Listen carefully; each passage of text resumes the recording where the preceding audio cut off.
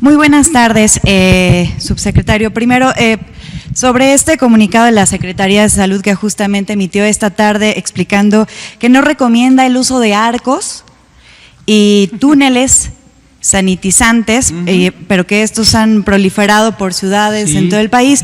¿Cuál es la diferencia entre el mecanismo de estos túneles y su relación con la propagación del COVID-19 y la sanitización de espacios públicos, incluso aquí afuera de Palacio Nacional, mercados, transporte público, patrullas? ¿Qué deberían hacer las autoridades? ¿Quitar estos filtros o que los ciudadanos no pasen? Y respecto a este modelo Centinela que nos está dando este resultado de casos positivos a COVID-19, ¿cómo se parafrasea toda esta clase que nos dio a nosotros, que ya entendimos, para la población? Gracias. Con mucho gusto. Voy a la primera y enseguida a la segunda. Los túneles, efectivamente de repente empezaron a aparecer en incluso hospitales federales aquí en la Ciudad de México y en algunas plazas públicas en la zona sur en particular, y luego vimos también que en un estado del norte empezaban a aparecer. Si no fueran un riesgo no habríamos dicho nada, solo habríamos dicho se está desperdiciando el dinero, pero sí tienen un riesgo. Las técnicas de sanitización de espacios físicos o de las personas que acuden a espacios físicos tienen características técnicas específicas. Estos túneles, para quien no los haya visto, son unas, literalmente túneles, es una rueda monumental de tamaño donde cabe una persona, tienen aproximadamente 3 metros de altura o 2 metros de altura de diámetro y tienen unos tubitos por los que se produce una aerosol con una sustancia desinfectante. Ya hay distintos tipos de sustancia desinfectante. Entonces la persona pasa y le echan ahí un aerosol.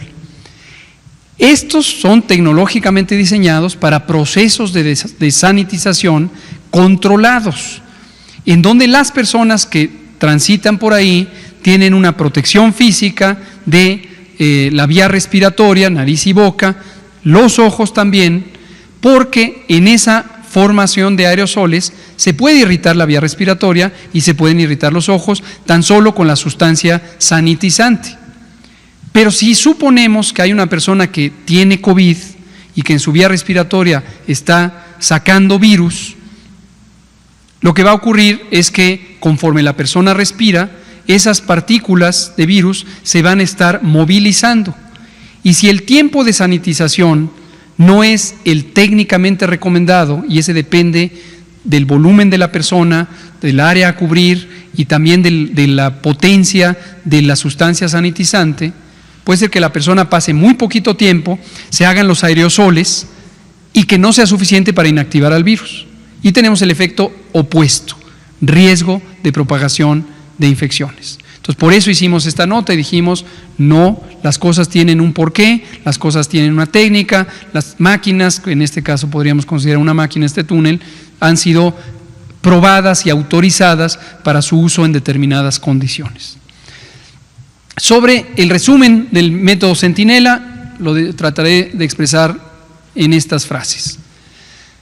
México utiliza un método probado, científicamente fundamentado, de vigilancia eficiente, que se estableció en México en 2006, que fue desarrollado conjuntamente por los Centros de Control de Enfermedades de Estados Unidos, la Organización Panamericana de la Salud y la Organización Mundial de la Salud en 2005. A lo largo de experiencia de todos estos años, el sistema de vigilancia Centinela ha sido perfeccionado y los métodos para utilizarlo han sido estructurados. Esto lo que nos permite es tener un reconocimiento de lo que queremos tener, que es cómo se comporta la epidemia de COVID en México y cómo se tienen que tomar las decisiones de control y prevención de acuerdo a la realidad que se identifica. Y al mismo tiempo nos permite asumir la realidad como es y no como equívocamente se piensa que es, en el sentido de que solo lo que se ve existe. Dicho sea de paso, nosotros estimamos 26,000 casos, este número. Entonces alguien podría decir, pero entonces ya ustedes son mucho más que varios países latinoamericanos que tienen 1000 y tantos. No, nosotros reconocemos explícitamente que tenemos 26,000 estos. En cualquier otro país que tengan solamente los casos observados, también hay que corregir y multiplicarle por un número no necesariamente idéntico que el de México, pero por un número parecido, 10, 12 casos no observados por cada uno. Y en los países donde muy desafortunadamente han tenido enormes epidemias, también habría que multiplicar esos casos por un factor semejante, es específico para cada país y hay que estimarlo. Pero digamos, un país que hoy tuviera 300,000 casos observados directamente y demostrados por laboratorio, con un factor de corrección como este, tendría 3 millones de casos. Ya como 12% estamos diagnosticando el 12% de COVID. Lo que estamos observando representa 10 o 12 veces más. Esa es la interpretación. Para no equivocarme, es el 12% considerando que 26,519 son las personas que no están dentro de la numeralia de COVID. Se interpreta exactamente al revés. Las personas que pueden ser directamente observadas son 3,000 y tantas, sí, pero cada una de ellas representa a otros 12, vamos a redondearlo, que no fueron a consulta, que no tenían síntomas en el momento de la consulta, que su médico no identificó, que cumplían la definición de caso, etcétera, etcétera. Entonces, el reparte es el 12% de lo que sí tenemos registrados como COVID. 8 veces de lo que se ve, la epidemia es 8 veces más grande, lo cual no cambia las decisiones. Y por eso retomé su memoria, cuando teníamos tan solo 12 casos, con esta exploración sistemática fue suficiente para tomar la decisión. Hoy empiezan las medidas de mitigación masivas. Doctor, si los otros se llaman casos confirmados, estos se pueden decir estimados. Es correcto, estimados.